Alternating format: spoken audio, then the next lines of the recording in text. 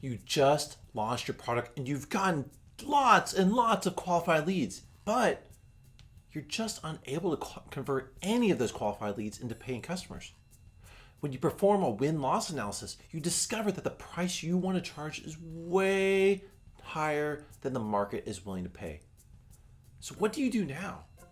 In this episode, we're going to discuss the steps you will take to build your manual sales engine that will enable you to validate your initial solution price so that you can turn up sales on demand within the time frame you need them without wasting months or loads of cash trying to chase bad sales or customers from hell. And we'll cover a whole lot more. I'm Stephen White, and this is Building Lean.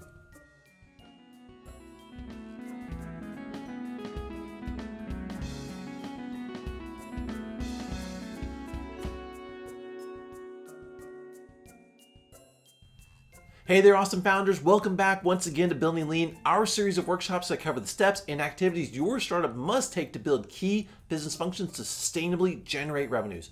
Not only are our workshops inspired by thought leaders on startup and scale methodologies, but we also share our experience as founders, as well as working with hundreds of startups in our research, distilling the reasons why over 160 funded startups failed. And that's not all. Of course, we got Shafiq patiently waiting to join us immediately after this workshop to answer your burning startup questions related to how you can build your startup lean. If you're interested in growing your startup by building lean, please subscribe to our YouTube channel and click that notification bell nearby so you can receive the latest insights that will help you avoid mistakes that cost you time and money. This episode continues our dive into the activities and milestones you need to complete in order to successfully achieve the first startup phase of market validation. So once again, let's take a quick refresher on what market validation is. Market validation is where you prove that your startup idea is market viable, meaning that your business has the ability to attract customers, generate revenue, and deliver a quality product or service. During our last episode, I covered how you can discover and activate lots of prospects from your target customer market segment who suffer from the same compelling problem that you found during the first milestone, and the metrics you need to know whether you're on track. In this episode, we're going to dig deeper into what you should do once you discover how to locate and activate your prospects from the second milestone and find their compelling problem from the first milestone. So, what does this all mean? Well, it means that we're going to learn how to validate the price those prospects are willing to pay to have you solve their compelling problem. And of course, if you're successful in pricing your product or service appropriately for the market, you'll be able to turn your prospects into paying customers within a reasonable conversion rate and time frame. So, how do we go about determining the price you can charge? Your price should be based on the value your customer perceives that your product or service provides them when compared to their existing alternatives.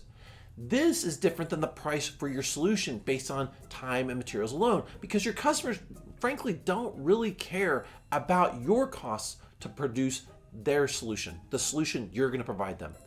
The reason why it's important to determine the initial price for your product or service is that by consistently converting a percentage of your leads into paying customers, you'll be able to quickly refine your product offering through feedback from those paying customers. In addition, knowing the price will shape your budget and help you design the right product that will generate profits. Of course, you cannot test the price until you can regularly take your qualified leads to the buyer's journey so they can make a decision to purchase your product or service in order to solve their problem. This means you'll need to first design your sales funnel and validate that it works for each stage. Then you'll be able to test your solution's selling price. Remember, your sales funnel is designed to make it easy for your customer to understand the problem you're solving in detail. It's designed for them to understand all the alternative ways that they can solve their problem and why your solution is better than all other solutions in the marketplace. It's also designed for you to describe how you'll manage the risk of trying your product, and it's designed to address any remaining concerns that your customers may have as they make the decisions to buy. Now, once again, only when you've gotten your customer past all these stages, you can test the pricing. In other words, without successfully getting your qualified leads past each of these stages, you'll end up with false negatives with regards to your pricing, as one of the early stages may be preventing your customer from buying from you. One other thing that I want to point out, Notice that the activity that pours leads into your sales funnel is problem awareness. This is triggered by the marketing messages that you develop and validate during milestone number 2 when developing your manual lead engine. No working manual lead engine means there is no way to test your manual sales engine. Now, let's pause for a moment and consider a common question that Shafiq and I hear from entrepreneurs related to their startup's product or service. Often, these founders think that because they have low costs right now, they'll be able to win on price compared to existing solutions. Essentially, their question is something like this. Steven, Shafiq, I have pricing nailed down. Everyone that I've talked with thinks I have the best deal. I mean, really, why should I bother testing my product's price when it's way cheaper than the competition? The answer to this question comes down to 2 parts. Number 1, if you don't test your price because your solution is the cheapest, it's possible that you're leaving money on the table. Perhaps your customer perceives your solution as being much more valuable than the competition because of how you solve their problem, in that it's so much more delightful or easier when used. Number 2, if you don't test your sales funnel all the way through pricing, it's likely that you'll end up making bad sales. So what are bad sales? Bad sales are those where you sold your product's value at a price that you just can't deliver, or it isn't sustainable. In either situation, ignoring price testing is a bad idea for every startup. And on that note, let's look at a couple of situations where new products were launched before the team proved out the solution's price. Back in 2010, Cisco released Umi, a $600 set-top box that allowed for video calls via TV, and it was targeted at families.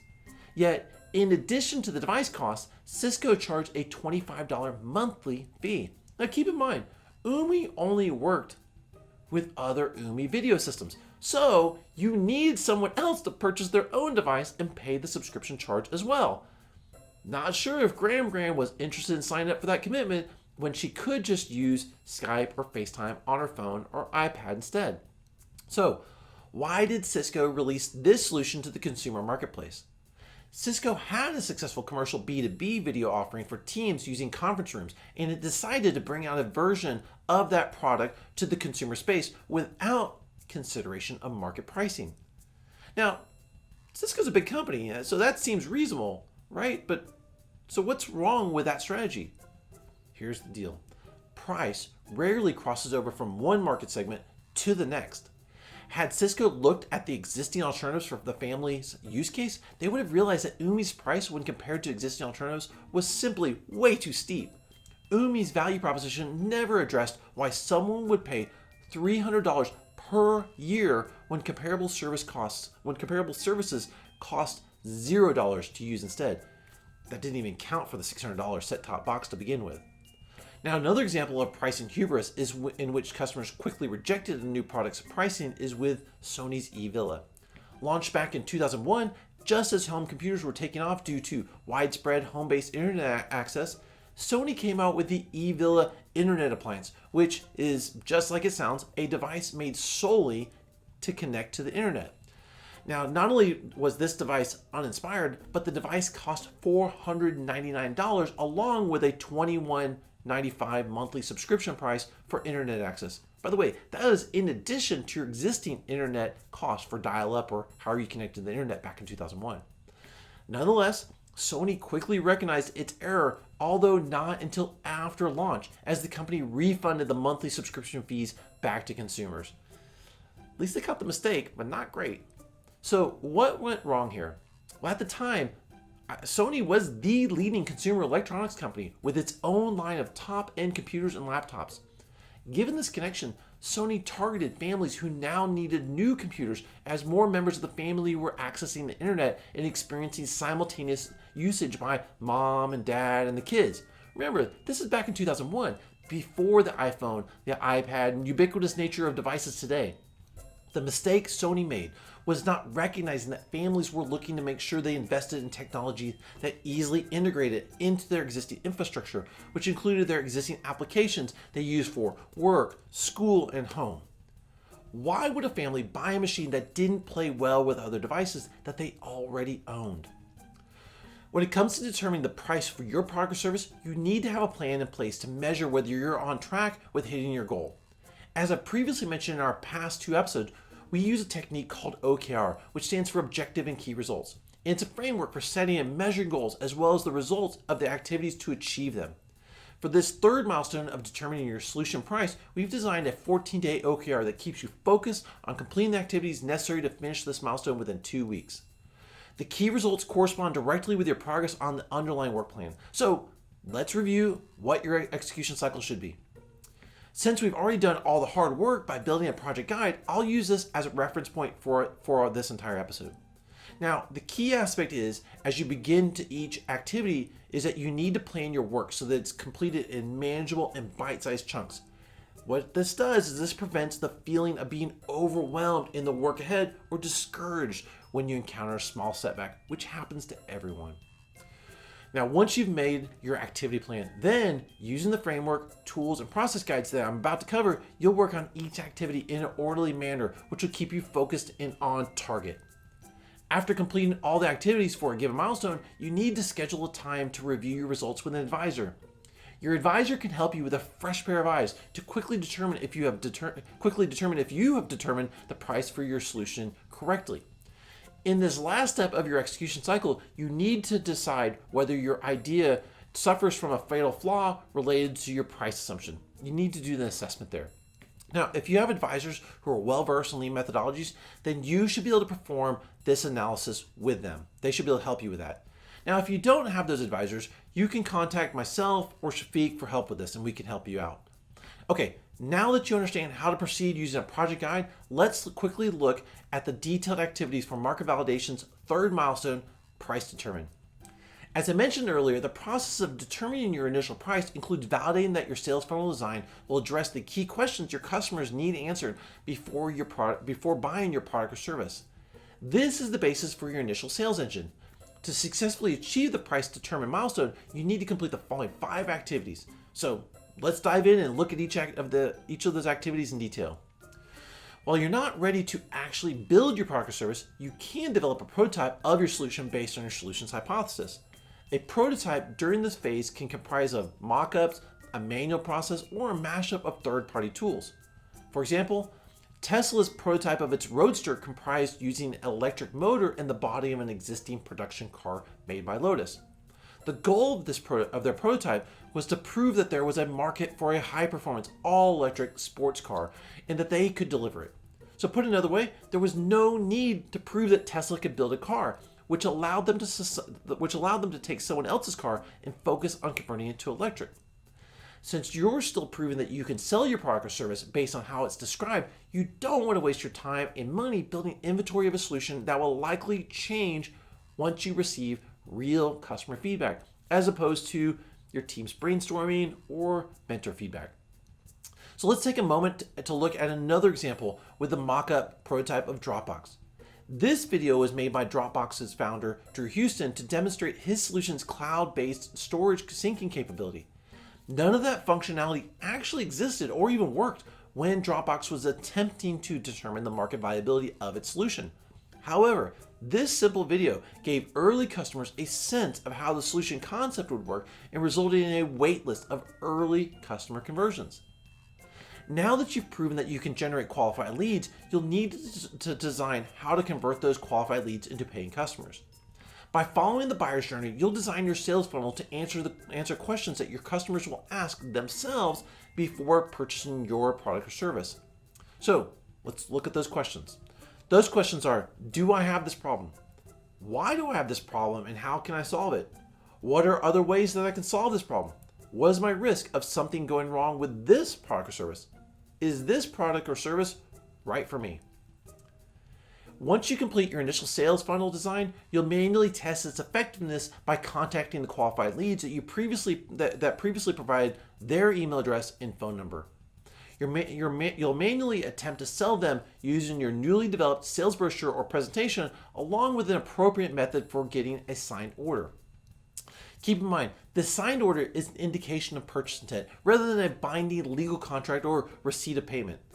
The transaction exit point for you and the customer will be in the future when you deliver your product or service to them. If at that future point you fail, your customers don't owe you any money. But if you succeed, then you'll collect payment at that time. Now, on the other hand, based on how your testing goes, you may choose to cancel certain orders because your testing revealed that the pricing was insufficient to technically solve your customer's problem and still make a profit. Whether you win or lose this manual sale, you'll conduct a win-loss analysis with the help of your prospective customer by having them complete a survey to provide feedback on what worked well, what didn't work, what was clear and unclear, as well as what objections your customer prospect may still have that preventing them from completing the purchase. If you're in doubt that qualified leads will provide you feedback, remember, your initial customers are early adopters who are desperately looking for a solution. They will be very, very interested in helping you develop a solution to their compelling problem. Plus, a small incentive, such as a Starbucks gift card, is often more than enough to gain someone's attention for 15 minutes. You'll attempt manual selling and revising your sales funnel design based on the feedback you receive and seek additional feedback until you've addressed the objections from your qualified leads surveys. With your initial sales funnel design validated, you'll need to establish your KPI targets and set up how you'll capture your lead to customer conversion metrics. This will enable you to measure whether your sales design is working and your initial price is effective in generating sales, especially now that you're ready to reach customers beyond your initial manual testing. The data that you'll capture will enable you to iterate on any flaws that are preventing your customers from progressing through the buyer's journey.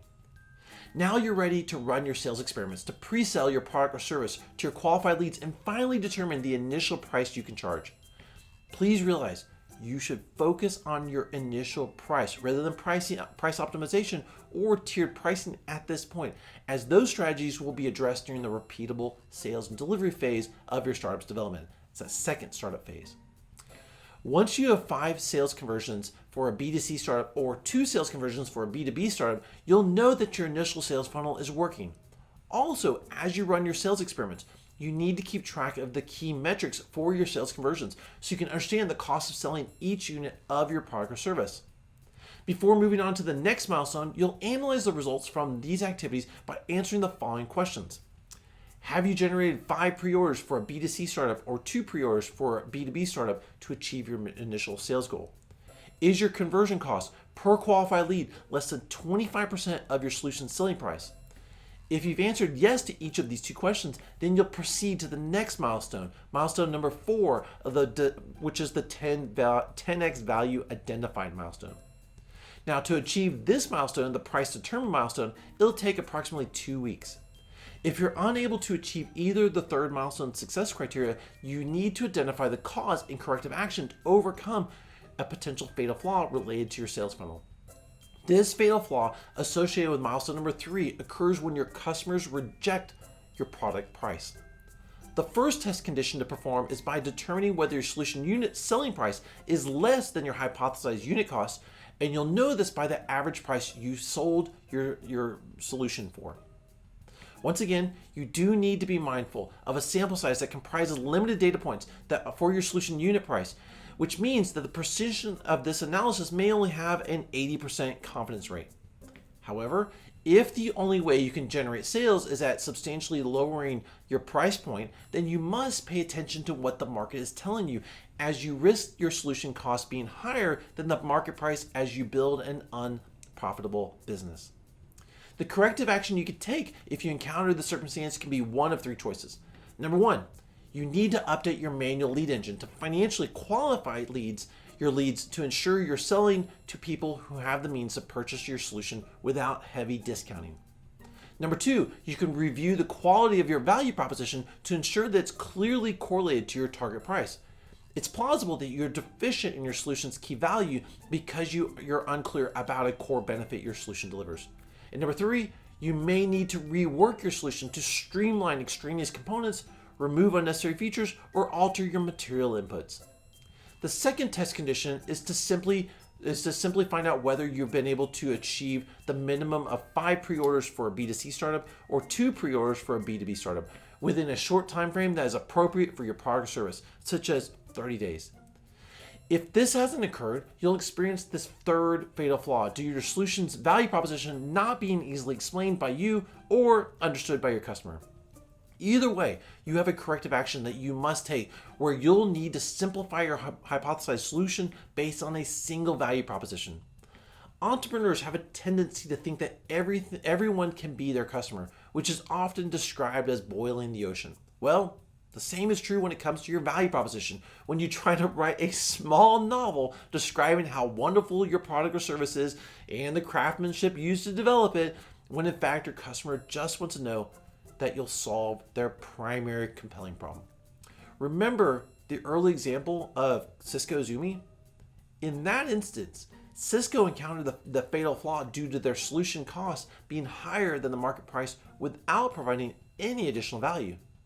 The lesson learned is that Cisco could have course corrected by taking one of three actions.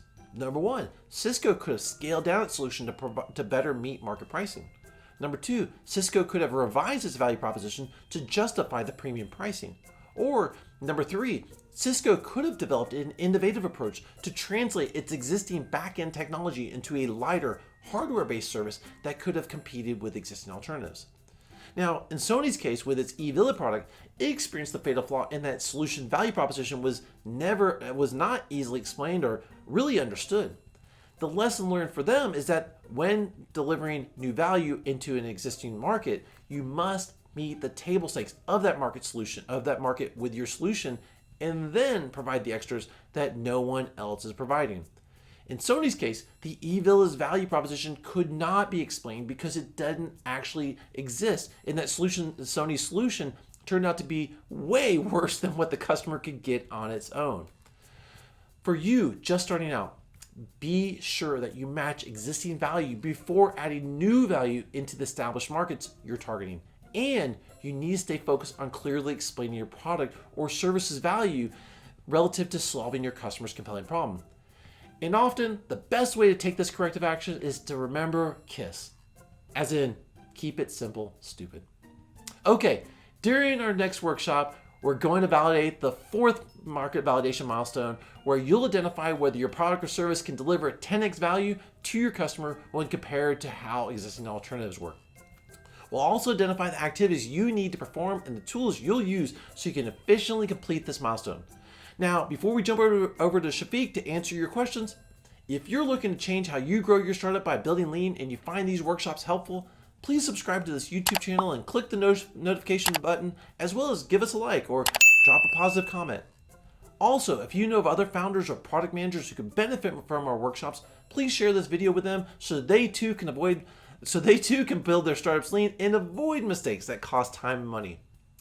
Building Lean is brought to you by the Lean Mastery Incubator. Unlike other incubators or accelerators that rush you to pitch to investors whether you're ready or not, Lean Mastery guides you in building key business functions that turn up revenues fast, which puts you in the best position to successfully raise money and outrun your competition. Learn more about how you can become a Lean Mastery Incubator member at leanmastery.co. Thank you all for watching, and now over to Shafiq to get us started with answering your burning startup questions.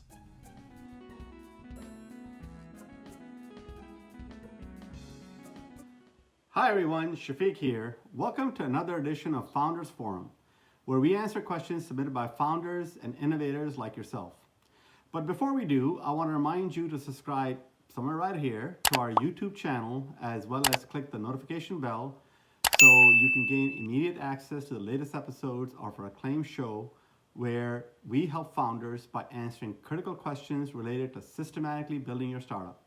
All right, hey Steven, are you ready with our first question? Hey there, Shafiq. I am ready with it right here. And our first question comes from a first-time founder whose enterprise SaaS solution intends to serve the logistics industry. Also, his startup is in the market validation phase. And his question is, during this time of social distancing, I'm having difficulty getting in front of customers to get my manual sales done. What can I do about this?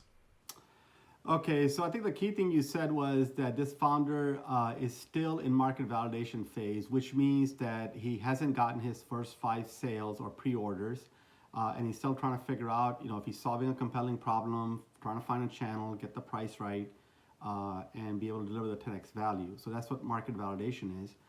So, and it sounds like he's starting at the selling point. So if he's trying to sell it sounds like his manual lead engine is not working. And if he had a properly functioning manual lead engine, then he would be able to regularly get qualified leads that would help him move forward with the sales process. So in our last episode, we extensively discussed how to build a manual lead engine. So when you reach out and prospects don't respond, then your messaging is not effective. And really, social distancing is just not the cause. This founder would have no better luck even if they showed up at the prospect's place of work and try to see them. The prospect would politely dismiss them and move on. So my suggestion would be to look at your messaging and determine if you're highlighting the correct problem your prospect suffers from. Also, you may have to take one more step back and start with the problem you're trying to solve and who has that problem. In this case, since our founders in the logistics industry and they provide a SaaS solution, they need to figure out how they are better than the alternatives, which means that they need to go back to their original customer interviews to figure out the compelling problem they're solving for their customer. The last thing I would add is that since this is an enterprise sale, it necessarily means a complex sale with many different buyers. So this founder needs to understand how the buying cycle starts for this product. Does it start with the technical buyer, the financial buyer, or the decision maker? To start sales process, you must know how to create awareness of the problem you're solving and target the message to the appropriate role. In some complex sales, you may need a multi-prong approach to target your messaging to all different buyers, and by which I mean you would have a message that targets the technical buyer, the financial buyer, and the decision maker. Each of them would need a message that they can relate to in their role. So, for example, you would not highlight the quality issues to a financial buyer, but would emphasize the resulting cost savings and the improved quality, from the improved quality. So, of course, if you're talking to a technical buyer, you would definitely, emphasize the improved quality and kind of stay away from the cost because that's not their concern. The point I'm making is that no single messaging is going to work across all different roles. Steven, would you like to add to that? Yeah, as you hinted at, one thing that you and I often encounter is the challenge of founders who've already built their product and now they're trying to sell it. So in that case, it's the startup equivalent of putting the cart before the horse. So we get it, though. We all know that it's tempting to build a solution first, but making that mistake leads exactly to the issues that Shafiq just outlined, where a founder builds a great product, but it's for the wrong audience because it didn't validate their underlying key business assumptions. One way to look at it would be it'd be like developing a diet drink and being surprised when you can't sell to sumo wrestlers who, in fact, actually want to gain weight. And there's one last thing, though. If this founder's manual leads were effective, then manual sales would not have been there wouldn't have been an issue related to in-person meetings or not, because Zoom or a similar tool would frankly suffice. So, okay, next question. Next question here, and this one comes from a founder with previous startup experience who's attended our in-person events. Very cool. Glad we're able to stay connected with you here. So hope you keep joining us for these next episodes. Now, this founder's consumer packaged goods startup is just starting out as it's in the market validation phase. And her question is, when I attended your in-person workshops last year, you've mentioned building a non-functional prototype while testing your price so as to help a customer understand how a solution would work. How do I build a non-functional prototype for a physical product? I get how you do it for a digital solution, but I don't understand how to do it for a physical one. Okay, so that's a so prototype, and it's about consumer packages. Got it. Okay, so that's a great question. I think Steven, if I recall correctly, you've already covered and shared an example of a non-functional prototype for a physical product from your favorite founder, Mr. Musk. So if you've not seen the non-functional prototype for the Boring Company, then you should Google it. Steven, can we queue up that video really quick? Yeah, okay, so if it's, I'm going to assume it's on the screen right now. And okay, so what we're looking at here is a 3D simulation of how a physical product would work. I'm not sure what tool Elon and their team used to produce this, but an awesome free tool you can use to build out your simulation is Blender. It's available both for the Windows and the Mac environment. So the answer to your question is, for a non-digital product, you also build a simulation that visually demonstrates how your solution would work. Now, I'm not sure you noticed when that video was playing, but in Elon's Boring Company video, it was clear that the city streets were full of traffic and getting around was slow, while the tunnel had no such problem. So in other words, the value that the Boring Company was creating was crystal clear from that particular demo video, right? The non-functional prototype that allowed everybody to buy into the idea. So you have the same challenge. You have to pull off the same thing. You have to make sure that your demo clearly conveys the value of your solution and why choosing your solution is going to be so much better than the existing alternative, okay? So also, if you're not technical and you don't want to spend the time learning Blender, then of course you can use Fiverr resources to get your simulation built. It's another very cost-effective option. So Stephen, would you like to praise Elon once again? He might be actually watching and finally respond to your incessant tweeting at him. All right, very funny. But seriously though, Elon, when are you gonna tweet me back? I mean, all I'm asking is that you use your brother's voice. Kimball would be a great voice of Tesla. So can we just ask to have Kim? So can we do it where we can just ask Kimball questions, just like we do with Siri or Alexa? Seems pretty reasonable. Elon, I'll wait for your tweet back. All right, Shafiq. While I do wait for Elon's reply, which I'm sure come at a moment now, I think it's probably worth acknowledging how fantastic Elon's companies are when it comes to understanding who their customers are and what the nature of the compelling problem is that their customer is suffering from. He really understands that what the customer needs are and the customer itself. So while Shafiq gave a great example of a non-functional prototype with the Boring Company, which set off a lot of opportunities for them, you can find similar examples with other Elon companies like SpaceX or Neuralink, which is one of his latest companies that people don't know nearly enough about. Now, when you think about SpaceX, I mean, how do you handle that for a non-functional prototype? You have to go that route because who would build a fully functional prototype of a reusable rocket before understanding the compelling problem your target customer has? And likewise, how could a startup get someone interested in putting a microchip in their brain without first understanding the compelling problem of its early adopters? And that's exactly the reason why Neuralink's initial customers are people who already suffer from brain conditions that require a microchip to manage their brain function, such as those who experience epileptic seizures. In Neuralink's case, a non-functional prototype would be an absolute necessity to validate customer demand and solution value prior to building a functional prototype. And that makes sense because you have some inherent production and regulatory costs that you don't want to waste your money on if you can't generate customer demand and actually deliver value. And frankly, this is, in my view, a smart first step relative to Neuralink's stated goal of developing a brain-based solution so that humanity doesn't get overtaken by AI. I could probably use a little bit of Neuralink right now, frankly, in how I'm answering this question.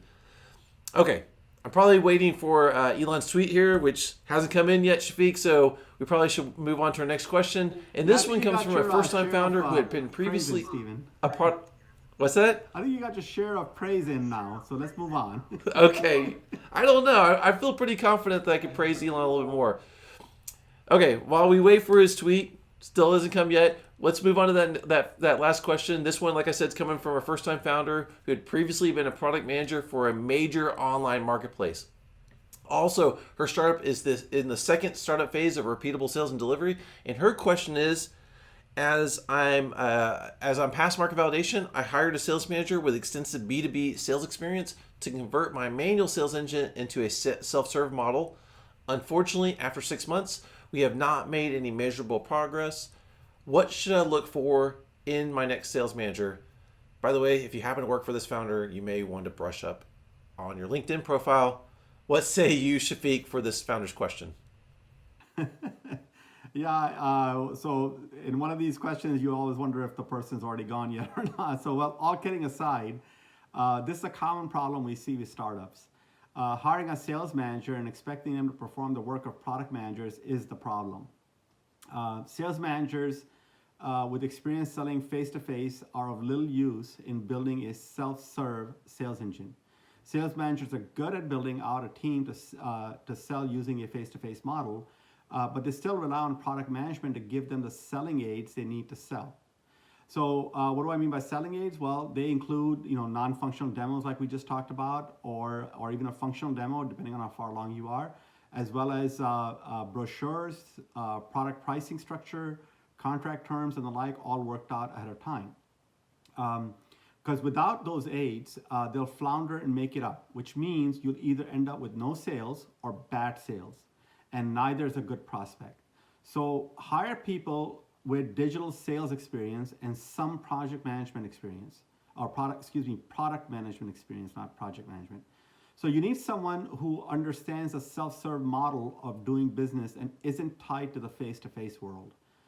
Stephen, you want to add your thoughts on this one?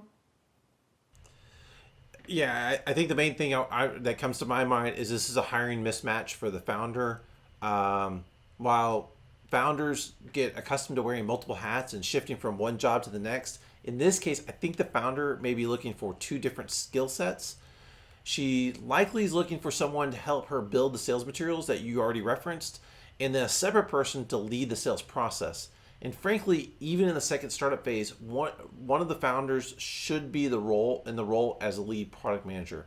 Now, just to clarify for everybody, in case you're not familiar, a product manager is different than a CTO or a VP of engineering in that a product manager is not necessarily a technical role. Instead, the product manager oversees all aspects of a product line, from marketing to sales to production and delivery, and that person works with the functional leaders for those key business functions if the startup has filled those roles. Now, in this case, the founder should presume the product manager role and then add a sales manager once she has the sales resources developed. Okay, well, that's all the time we have for questions right now. If you're looking to build your startup lean, please click the link nearby and drop your question in the comments below. Also, please subscribe to our channel and click the notification button so you can receive immediate access to our latest episodes. Building Lean is brought to you by the Lean Mastery Incubator. Unlike other incubators or accelerators that rush you to pitch to investors whether you're ready or not, Lean Mastery guides you in building key business functions that turn up revenues fast, which puts you in the best position to successfully raise money and outrun your competition. Learn more about how you can become a Lean Mastery Incubator member at leanmastery.co. Thank you all for watching, and we look forward to helping you be successful in pursuing your startup dreams by building lean.